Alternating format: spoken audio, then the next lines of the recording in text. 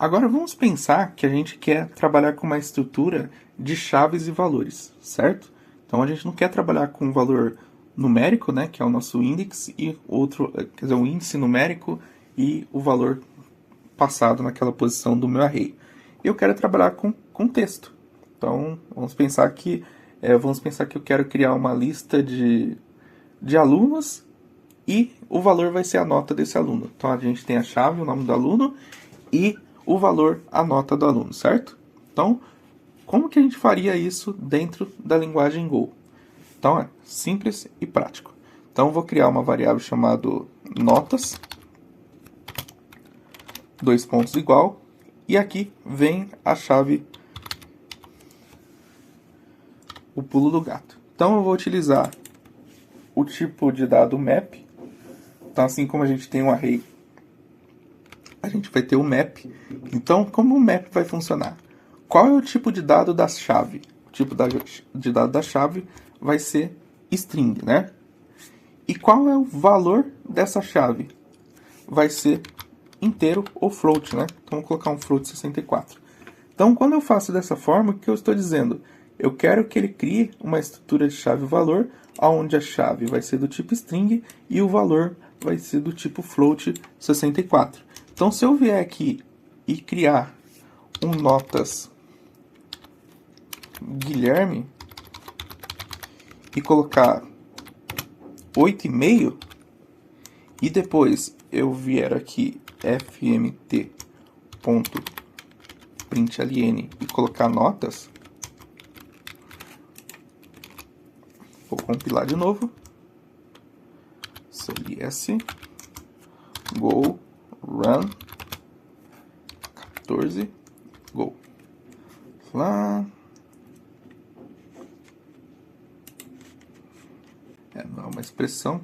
Por quê? Porque nesse caso, como a gente não passou valor nenhum, se caso a gente passasse valores, ele ia deixar, mas nesse caso a gente não fez, então a gente coloca var notas, aí o tipo dele é map string float, perfeito? A gente funcionar, eu tinha esquecido, a gente criou um mapa, só que a gente precisa criar dessa forma aqui, ó. Então, a gente tinha criado uma variável, mas na verdade a gente tem que trabalhar dessa forma aqui, ó. A gente vai criar uma estrutura de mapa, então make, dessa forma aqui. Então, se eu executar agora, por isso que ele está reclamando. Agora foi. Então ele criou um mapa onde a chave é Guilherme e o valor 8,5. Então se eu vier aqui e apresentar o valor notas Guilherme,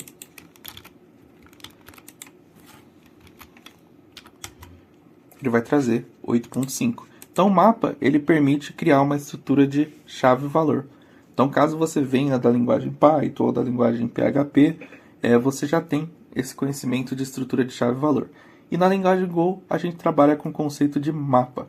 Então eu tenho minha variável, defino que ela vai ter uma estrutura de mapa. Então eu estou criando uma estrutura de mapa aqui, que vai ter a chave como uma string e o valor como um float, né? Então é dessa forma que a gente cria um mapa dentro da linguagem Go. Vamos imaginar que eu quero verificar se determinada chave existe dentro da minha estrutura, né, de mapa. Vamos pensar que eu tenho nota Guilherme, aí eu vou ter mais um, nota José, que seja. Então se eu der um print notas novamente, limpar. Então eu tenho Guilherme e tenho José, certo? Vamos pensar que eu quero verificar se determinada chave existe, né, dentro da minha estrutura de mapa, certo?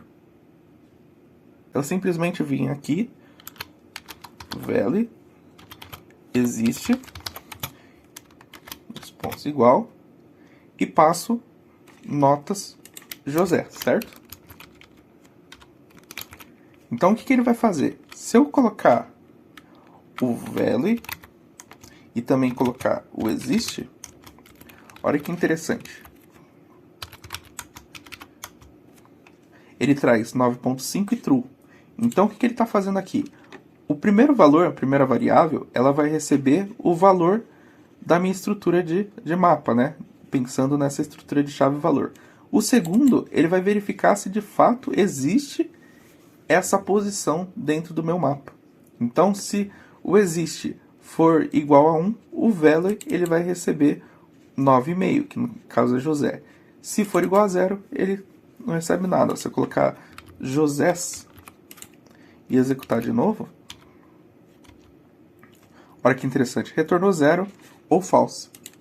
Então, essa estrutura ela permite você verificar se a posição existe dentro do map, certo? Então, aqui a gente está atribuindo valores, certo? Então, a gente verificou como atribuir, como verificar se existe, e também a gente pode... Como que a gente deleta?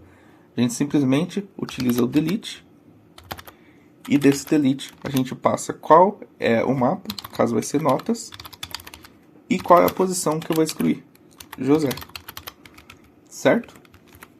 Então, o que eu vou fazer? Primeiramente eu vou colocar um fmt.println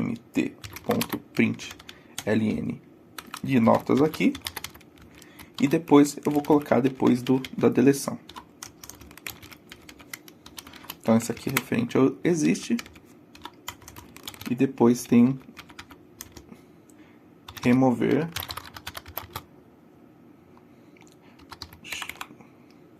item do map, certo? Então, vou executar de novo. Então, ele trouxe map com Guilherme e José, que foi os dois elementos que a gente adicionou. Trouxe as informações referentes a José, né? A partir da chave que a gente colocou. Então, ele trouxe o valor e trouxe se existe ou não. E depois ele trouxe um outro array, depois que a gente removeu um item daquele map, certo? Então, é dessa forma que a gente trabalha com map dentro do Go.